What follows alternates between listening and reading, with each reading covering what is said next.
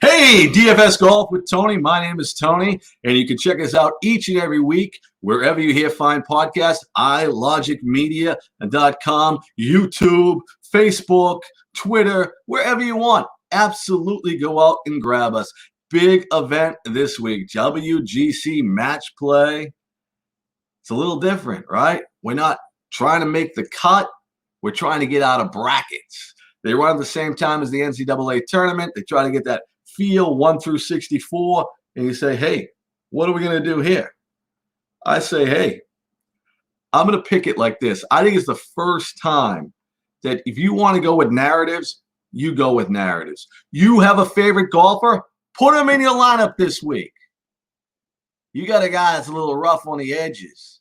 You think that a guy like Phil Mickelson would throw $2,800 down on a putt. Maybe those are the guys you want in your lineup this week. I'm going to go with my lineup, how I go about them, and how I'm putting in. First thing you got to do is you got to get the final four. So you don't want to take 2 or 3 guys from the same bracket, right? They're all the first round. You put in a bracket of 4 players. The guy that comes out best is going to move on in the field. And what we want to try to do is get the final 4. If you get the final 4, you're going to make a ton of money. If you get 2 out of the 4, you're going to make money. If you get the winner and a couple in the final 8 to 16, you might be okay. So that's how you got to look at it. So you got to have a little strategy. You got to spread out your guys through the bracket. Now, the first thing I'm going to do is when I go to the bracket, I look in the first final 4 piece. The side where we have Dustin Johnson as the number 1 seed, right? Dustin Johnson is the number 1 seed in that bracket. Sungjae Im's the 16 seed. Well, I'm going to go with a foursome that has another tough golfer in it. My first guy that I'm going to use this week is going to be Paul Casey. That's right, Paul Casey. And I say, Tony, Mr. Paul Casey. He's got a guy named Webb Simpson in that bracket. There are other brackets that are a little easier. Absolutely. But Paul Casey's been a runner-up in this event twice. He's $8,900. He's playing better golf than he's ever played in his life. You could make that argument right now. So the first golfer I'm going to go with is Paul Casey. All right, Paul Casey. Next up, I'm going down in the bracket. And this is going to be a little crazy pick. And I think that'll go a little outside the box than most of my picks in this one. And it's a guy that plays very well in Florida. But this, Pete Dye course, of course, is in Texas. The event's taking place at the Austin Country Club. I'm going Billy Horschel. And the reason I'm going Billy Horschel at $7,200 is we need a couple low salaried players, right? We got to fit them in. But I look at Billy Horschel, and Billy Horschel's in a group with Colin Morikawa, Max Homa, and JT Poston. Absolutely, Colin Morikawa will be the highest owned out of this group. Max Homa will be the second most.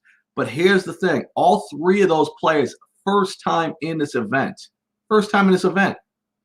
First time match play. I'm going to take a shot with Billy Horschel, a guy that putts well when he's on a roll, getting on a little steamer, and absolutely taking it down. If he gets out of that bracket, he's going to have to face Hovland, Ancer, Weisberger, and Streelman. I'm actually going to take a guy from this group. Abraham Ancer absolutely plays well on Dye courses, and you look at what Ancer's done. Ancer in World WGC events, he got bounced out last year in the first round. But hey, it's another year. And Ancer has showed up on the big stage at $7,700, where he has a tied for 4th, tied for 12th, tied for 15th, tied for 18th since 2019 in WGC events. So my first 3 guys, Paul Casey, saving a lot of money on Billy Horschel, trying to take the experienced golfer against these young upstart superstars, and a guy that putts well. And I'm going to take a shot with Billy Horschel. And then Abraham Ancer. So if I get Horschel and Ancer both to get out of that, it's sort of a strategy play that might be more conducive to head-to-head and definitely conducive to single-entry lineups.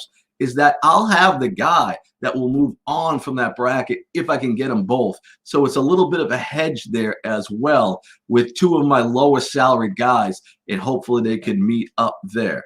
Now I move to the other side. And Jon Rahm is the number 3 seed. And at the bottom of your bracket, he's in a field with Schauffele, Rory McIlroy, and the likes of that group. I'm actually going to take a shot on a guy 25th here that I think when you watch him play, he's playing really good golf. He was a quarterfinalist in this same event in 2018. I'm going to go Cam Smith. Jon Rahm is a guy that has, of all the superstars, I think has the easiest path to get down to the finals. But Jon Golf hasn't played great golf. He hasn't played bad golf. He just hasn't played to Jon Rahm's standards. So I'm going to save $3,000. I'm going to go with Cam Smith. I'm actually using Cam Smith in my one-and-dones this week. Rahm's in a group with Palmer, Shane Lowry, and Sebastian Munoz.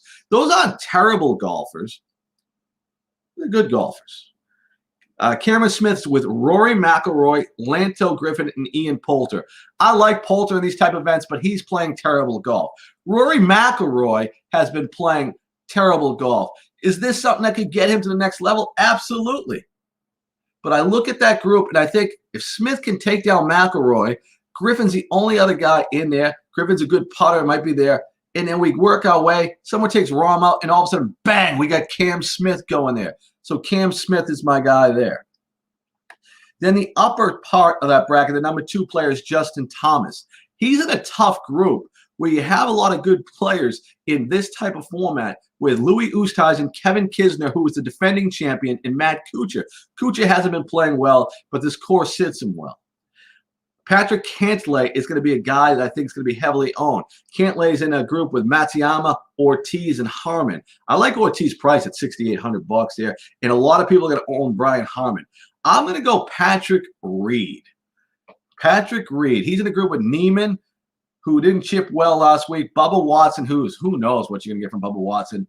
And, of course, B does it. Oh, B does it. B does it. And I'm going to take Patrick Reed. This suits his game fine.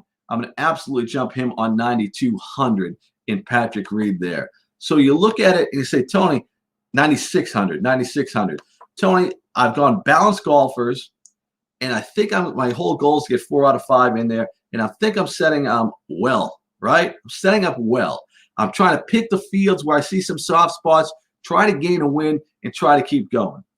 Now, the next guy is my wild card, because a lot of the people you listen to and a lot of great people out there with great ideas tell you to forget about the putting. If a guy putts well, he'll get it done. Except in this event, it seems like people care about putting, which I don't even know if it's the right way.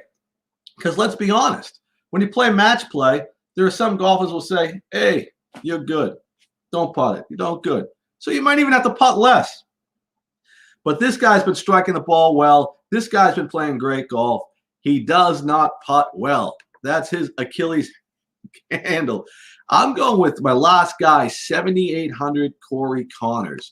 And I'm going to try to keep it going. Connors is in a group with Fitzpatrick, Matt Wolff. Who knows what we're going to get him?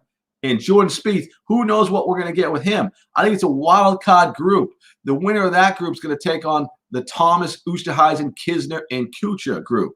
So I'm going there. I'm taking a shot with a guy playing well in Connors.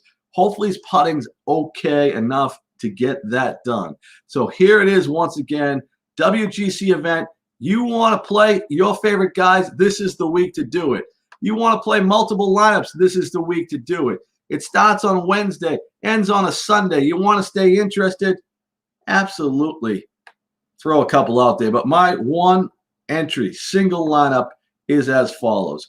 Abraham Ancer, 7,700. Plays very well on these courses. Plays very well in WGC events.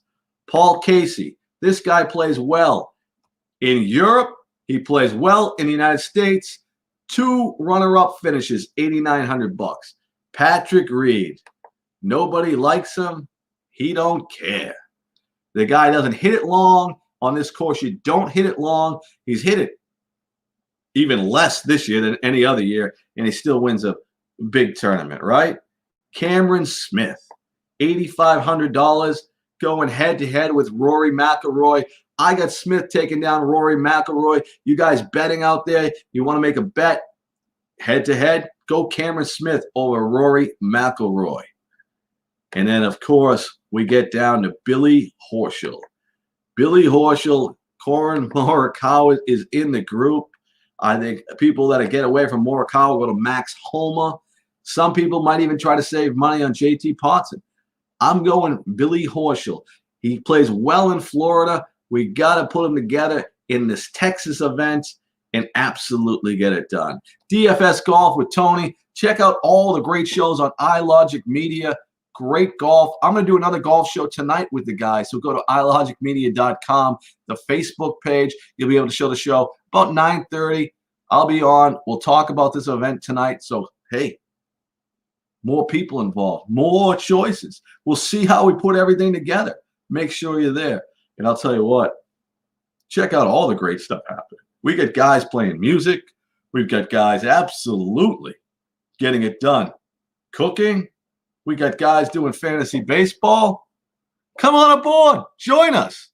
And, of course, make some money. DFS Golf this week. This is DFS Golf with Tony. My name is Tony.